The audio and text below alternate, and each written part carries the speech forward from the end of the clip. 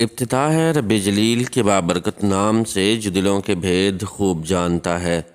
دیکھتی آنکھوں سنتے کانوں صابری میاں کا سلام پہنچے۔ آج کی ویڈیو میں ہم بات کریں گے کہ اجوا کھجور کھجوروں کی سردار کیسے بنی۔ ایک حبشی جس کی ناک موٹی، آنکھیں چھوٹی، رنگ سیاہ، چلتا تو لنگڑاہٹ نمایاں نظر آتی تھی، بولتا تو زبان میں لکنت، غلام ابن غلام، ایک باغ کے جھاڑ جھنکار سے کھجوریں چننے میں مصروف تھا۔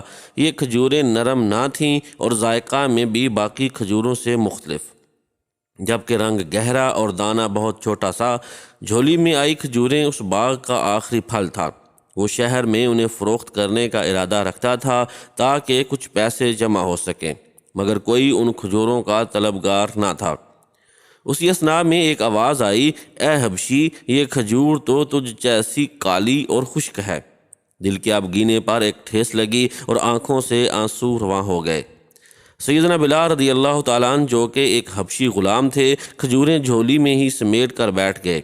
ایسے میں وہاں سے اس کا گزر ہوا جو ٹوٹے دلوں کا سہارا ہے، جس نے مسکینوں کو عزت بخشی، وہ جس کا نام غمزدہ دلوں کی تسکین ہے۔ جی ہاں، وہی محمد صلی اللہ علیہ وآلہ وسلم جو دو جہانوں کا سردار ہے۔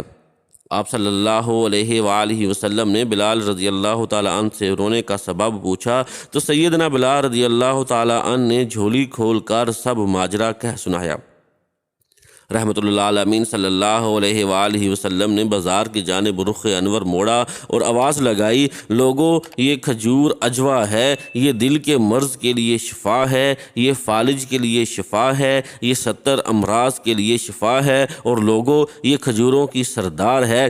پھر یہ کہہ کر بس نہیں کیا بلکہ فرمایا، جو اسے کھا لے اسے جادو سے امان ہے۔ منظر بدل گیا۔ وہ بلال رضی اللہ تعالیٰ عنہ جس کے پاس چند لمحے پہلے تک جھاڑ جنکار تھا، اور العالمین نبی آخر الزمان رسول خدا صلی اللہ علیہ وآلہ وسلم نے اسے غنی کر دیا۔ پھر تاریخ بتاتی ہے، راوی لکھتے ہیں کہ لوگ بلال کی منتیں کرتے اور پیچھے بھاگتے کہ ہمیں اس اجوا کھجور دو، اور بلال کسی مچلے ہوئے بچے کی مانند آگے آگے بھاگتے۔ تاریخ گواہ ہے کہ وہ جسے کبھی دنیا جھاڑ جھنکار سمجھ رہی تھی، بلال رضی اللہ تعالیٰ عنہ کی جھولی میں آ کر اور مصطفیٰ کریم صلی اللہ علیہ وآلہ وسلم کی زبان مبارک کا صدقہ آج بھی کھجوروں کی سردار ہے۔